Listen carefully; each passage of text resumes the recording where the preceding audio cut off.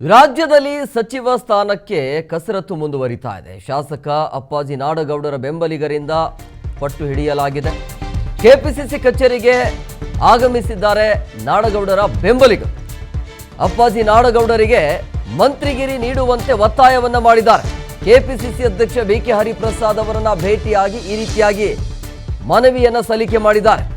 ಮುದ್ದೇಬಿಹಾಳ ಶಾಸಕರಾಗಿರುವಂತಹ ಅಪ್ಪಾಜಿ ನಾಡಗೌಡರ ಅವರ ಪರವಾಗಿ ಅವರ ಬೆಂಬಲಿಗರು ಕೆಪಿಸಿಸಿ ಕಚೇರಿಗೆ ಬಂದು ಈ ರೀತಿಯಾಗಿ ಮನವಿಯನ್ನು ಮಾಡಿಕೊಂಡಿರೋದು. ಅಪ್ಪಾಜಿ ನಾಡಗೌಡರಿಗೆ ಮಂತ್ರಿಗಿರಿ ನೀಡುವಂತೆ ಒತ್ತಾಯವನ್ನ ಮಾಡಿದ್ದಾರೆ. ಕೆಪಿಸಿಸಿ ಅಧ್ಯಕ್ಷ ಬಿಕೆ ಹರಿಪ್ರಸಾದ್ ಅವರನ್ನ ಭೇಟಿಯಾಗಿ ಈ ರೀತಿಯಾಗಿ ಮನವಿಯನ್ನು ಮಾಡಿಕೊಂಡಿದ್ದಾರೆ ಅವರ ಬೆಂಬಲಿಗರು.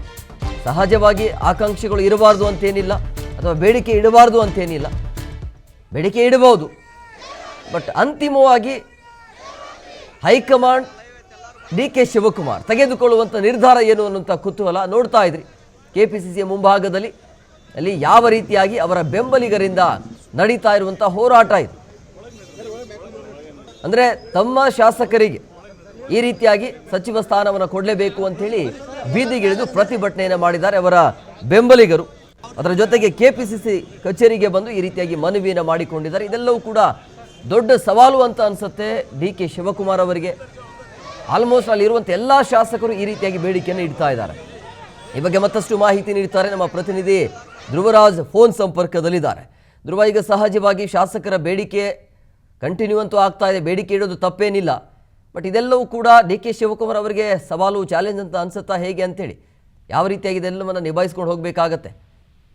ಹೇಮಂತ್ ಕುಮಾರ್, ಈಗ ಎರಡನೇ ಹಂತದ ಸಚಿವ ಸ್ಥಾನಕ್ಕೆ ಇರುವಂತಹ ಆಕಾಂಕ್ಷಿಗಳ ಪಟ್ಟಿ ಬಹಳಷ್ಟು ದೊಡ್ಡದಾಗಿದೆ. ಡಿ.ಕೆ. ಶಿವಕುಮಾರ್ ಅವರು ಈ ಸವಾಲನ್ನ ಎದುರಿಸಬೇಕು. ಮೊನ್ನೆ ಕೂಡ ಉತ್ತರ ಕರ್ನಾಟಕ ಭಾಗದ ಮುಸ್ಲಿಂ ಧರ್ಮಗುರುಗಳ ಜೊತೆ ಮಾತನಾಡುವಂತ ಸಂದರ್ಭದಲ್ಲಿ ಕೂಡ ಅವ್ರು ಹೇಳಿದ್ರು, ಸಚಿವ ಸ್ಥಾನಕ್ಕಾಗಿ ಸಾಕಷ್ಟು ಜನ ಒಂದು ಆಗ್ರಹ ಮಾಡ್ತಾ ಇದ್ದಾರೆ, ಅವರ ಬೆಂಬಲಿಗರು ಬರ್ತಾ ಇದ್ದಾರೆ, ಬೇರೆ ಬೇರೆ ಸಮುದಾಯದವರು ನನ್ನನ್ನ ಭೇಟಿ ಆಗ್ತಾ ಇದ್ದಾರೆ. ಆದ್ರೆ ಇವೆಲ್ಲವೂ ನಿರ್ಧಾರ ಹೈಕಮಾಂಡ್ ನಾಯಕರಿಗೆ ಬಿಟ್ಟಿರುವಂತದ್ದು ಅಂತ ಹೇಳಿ ಡಿ.ಕೆ. ಶಿವಕುಮಾರ್ ಅವರು ಸ್ಪಷ್ಟವಾಗಿ ಹೇಳಿದ್ದಾರೆ. ಸೊ ಇದರಲ್ಲಿ ಹೈಕಮಾಂಡ್ ತೀರ್ಮಾನವೇ ಅಂತಿಮ ಅನ್ನುವಂಥದ್ದನ್ನ ಡಿ.ಕೆ. ಶಿವಕುಮಾರ್ ಅವರು ಸ್ಪಷ್ಟವನ್ನ ಪಡಿಸ್ತಾ ಇದ್ದಾರೆ. ಆದ್ರೆ ಇಲ್ಲಿ ಸಚಿವ ಸ್ಥಾನಕ್ಕಾಗಿ ನಡೀತಾ ಇರುವಂತಹ ಲಾಬಿಗಳು ದಿನೇ ದಿನೇ ಹೆಚ್ಚಾಗ್ತಾ ಇದೆ.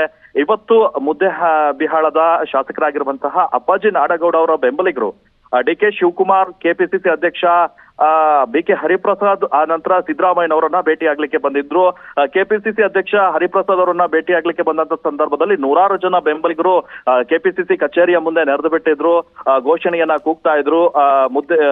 ಅವರಿಗೆ ಅಪ್ಪಾಜಿ ನಾಡಗೌಡ ಅವರಿಗೆ ಸಚಿವ ಸ್ಥಾನವನ್ನ ನೀಡಲೇಬೇಕು ಅಂತ ಹೇಳಿ ಪಟ್ಟಣ ಕೂಡ ಹಿಡಿದಿದ್ರು, ಆ ಘೋಷಣೆಯನ್ನ ಕೂಗ್ತಾ ಇದ್ರು. ಆನಂತರ ಅಲ್ಲಿ ಬಂದಂತಹ ಅಪ್ಪಾಜಿ ನಾಡಗೌಡರು ಯಾರು ಘೋಷಣೆಯನ್ನ ಕೂಗ್ಬೇಡಿ, ದಯವಿಟ್ಟು ಶಾಂತಿಯಿಂದ ಒಳಗ್ ಹೋಗಿ ಅಂತ ಹೇಳಿದ್ರು. ಅವರನ್ನ ನಾವು ಮಾತಾಡಿಸುವಂತ ಕೆಲಸವನ್ನ ಕೂಡ ಮಾಡುತ್ತಾ ಹೋಗಿದ್ವಿ. ಅಪ್ಪಾಜಿ ನಾಡಗೌಡರು ಹೇಳ್ತಾ ಇರುವಂತದ್ದು ಸಾಕಷ್ಟು ಎಕ್ಸ್ಪೀರಿಯನ್ಸ್ ಇದೆ, ನಮ್ಮ ಭಾಗಕ್ಕೆ ಒಂದು ಸಚಿವ ಸ್ಥಾನ ಸಿಗ್ಬೇಕು, ಆ ಒಂದು ನಿರೀಕ್ಷೆ ಇದೆ. ಹೈಕಮಾಂಡ್ ನಾಯಕರು ಯಾವ ರೀತಿಯ ತೀರ್ಮಾನವನ್ನ ಮಾಡ್ತಾರೆ ಅನ್ನುವಂಥದ್ದನ್ನ ಕಾದ್ ನೋಡ್ಬೇಕು ಅಂತ ಕೂಡ ಹೇಳಿದ್ರು. ಅಲ್ಲದೆ ಪಕ್ಷ ಸಂಘಟನೆ ಮಾಡುವಂತಹ ದೃಷ್ಟಿಯಲ್ಲಿ ಕೂಡ ಹೈಕಮಾಂಡ್ ನ ಒಂದು ಹೈಕಮಾಂಡ್ ನಮ್ಮನ್ನ ಗುರುತಿಸಿ ಸಚಿವ ಸ್ಥಾನವನ್ನ ನೀಡಿದ್ರೆ ಆ ಭಾಗದಲ್ಲಿ ಪಕ್ಷ ಸಂಘಟನೆ ಕೂಡ ಆಗುತ್ತೆ ಅನ್ನುವಂತ ಒಂದು ನಿಟ್ಟಿನಲ್ಲಿ ಕೂಡ ಮಾತುಗಳನ್ನ ಹೇಳಿದ್ರು. ಇನ್ನು ಕಾರ್ಯಕರ್ತರು ಕೂಡ ಹೇಳ್ತಾ ಇರುವಂತದ್ದು, ಅವರ ಬೆಂಬಲಿಗರು ಕಳೆದ 6 ಬಾರಿ ನಿರಂತರವಾಗಿ ಗೆಲುವನ್ನ ಸಾಧಿಸಿಕೊಂಡು ಬಂದಿದ್ದಾರೆ, ಪಕ್ಷನಿಷ್ಠರಾಗಿದ್ದಾರೆ.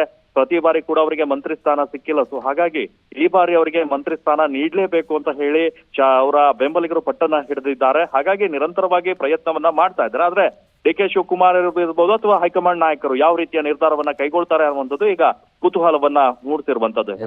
ಓಕೆ, ಥ್ಯಾಂಕ್ ಯು ಧ್ರುವ ನಿಮ್ಮೆಲ್ಲ ಡೀಟೇಲ್ಸ್ಗಾಗಿ.